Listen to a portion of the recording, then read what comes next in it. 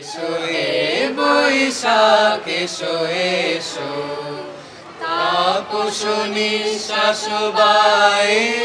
সুরের মূর্ছনায় নতুন বছরকে বরণের অপেক্ষা। পহেলা বৈশাখের প্রভাতে রমনার বটমূল থেকে প্রতিধ্বনিত হবে বাঙালির প্রাণের সুর। সুরে তালে উচ্চারণে সেই ক্ষণকে সার্থক করতে এখন শেষ মুহূর্তের প্রস্তুতিতে ব্যস্ত ছায়ানটের শিল্পীরা।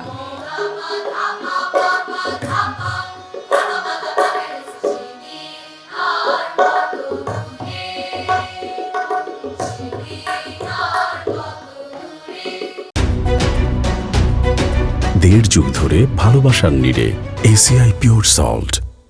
ধানমন্ডির ছায়ানট ভবন এখন মুখর সুর আর তালের ছন্দে ভরাট সব কণ্ঠের উচ্চারণ প্রতিধ্বনিত হচ্ছে দেয়ালে। চলছে শেষ সময়ের প্রস্তুতি।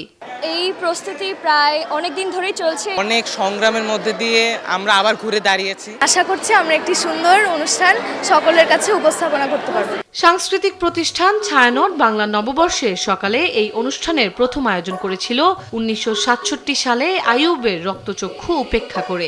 বর্ষবরণ অনুষ্ঠান সুচারু করে তুলতে দীর্ঘ প্রস্তুতি থাকে ছায়ানটের। তবে সুরের এই ঐকতানে বারবার ফিরে আসছে 2001 সালের সেই রক্তঝরা স্মৃতি, 2025 সালে ছায়ানটের উপর হামলার বিচারহীনতা।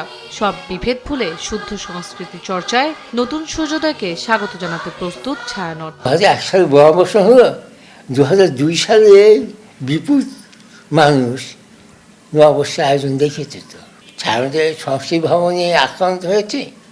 আমরা এবার প্রত্যাশা করি বিপুল সংখ্যক মানুষ নববর্ষের আয়োজনে আসবে। প্রায় 200 শিল্পী এই রমনা বর্তমানে আয়োজনে যোগ দেবে।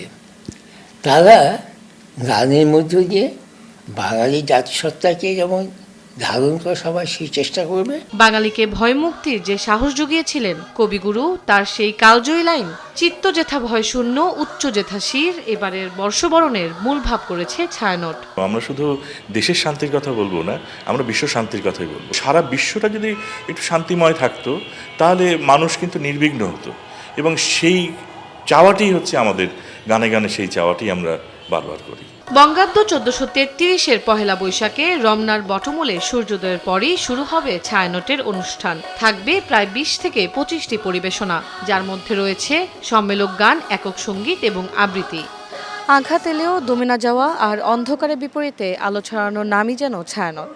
সুরের শক্তিতে অপশক্তিকে রুখে দেওয়ার প্রত্যয় এখন ছায়ানটের শিল্পীদের মনে। তন্দ্রা তারণ্য, দেশ টিভি, ঢাকা।